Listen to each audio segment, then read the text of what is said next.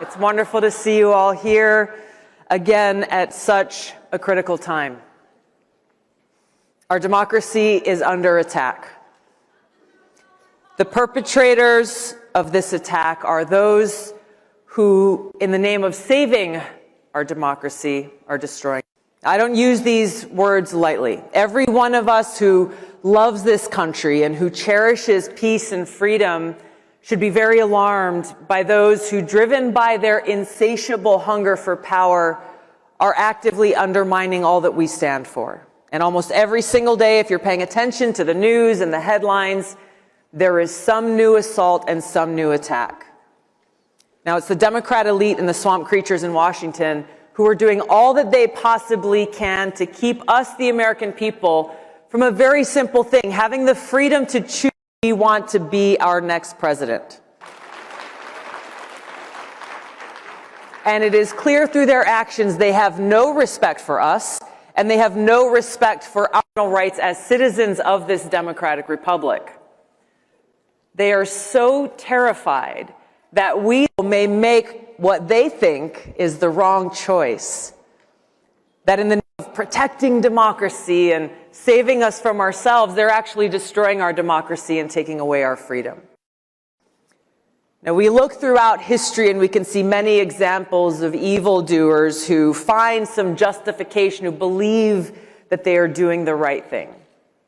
And so today we see the Democrat elite say with great concern in their voice that if the American Donald Trump again, they warn us he will destroy our democracy. They say he will be the dictator in chief, that if he's elected, it will be the last election this country sees. It's laughable. It is so crazy, it's laughable. But they're justifying their actions by telling themselves that they need to destroy our democracy in order to save it. It's lunacy, and it's the mindset and mentality of dictators. They are waging a multi-front battle, and they will stop at nothing until they're successful.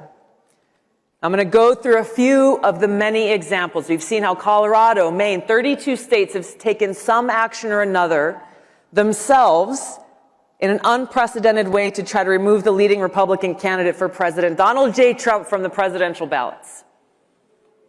In defiance of the Constitution, these people are single-handedly deciding that somehow they alone have the authority to take away our right as citizens to decide who we want to be our president.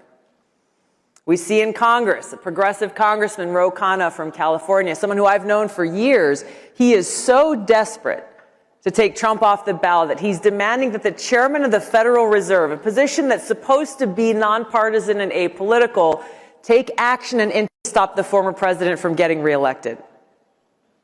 On December 27th of last year, Representative Khanna said in a post on X that Federal Reserve Chair Jerome Powell, quote, should cut interest rates now, given most of inflation was caused by supply shocks.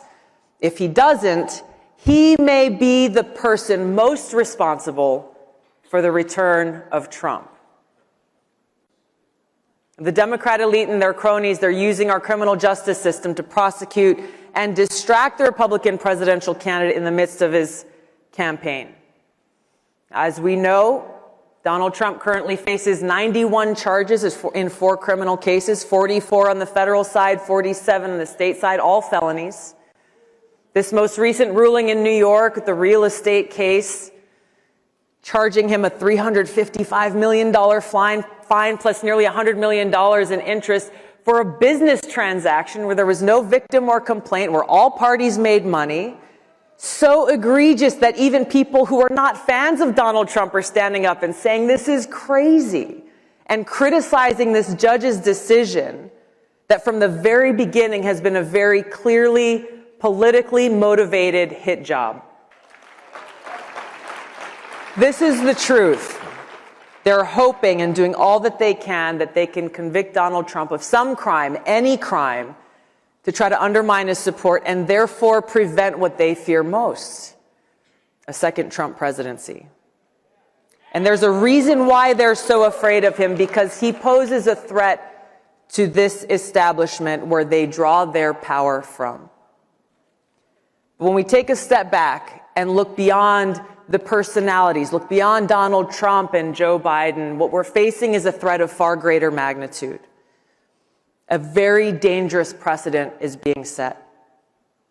Our democratic republic is being destroyed by the permanent Washington elite, and there are people in both political parties who truly believe they and not the American people have the right to decide who should be our president. They easily and dangerously dismiss our Constitution of law, the voices of the American people, anointing themselves as the ones who have the power and justification to make this most important decision. Now, I've only mentioned a few of the many examples. I could write a whole book detailing all that's been done, all that the Democrat elite and Washington establishment have done and are doing to try to destroy Donald Trump and steal our election. As you know very well, President Trump has endured years of attacks. What we're seeing now is a continuation of something that began in 2016, ever since he came down that golden escalator. Now, I've met a lot of strong, tough people in my life. I can't think of a single one who could not only withstand all that they're doing at Donald Trump without crumbling, but someone who would actually choose to keep fighting against the entire Washington establishment.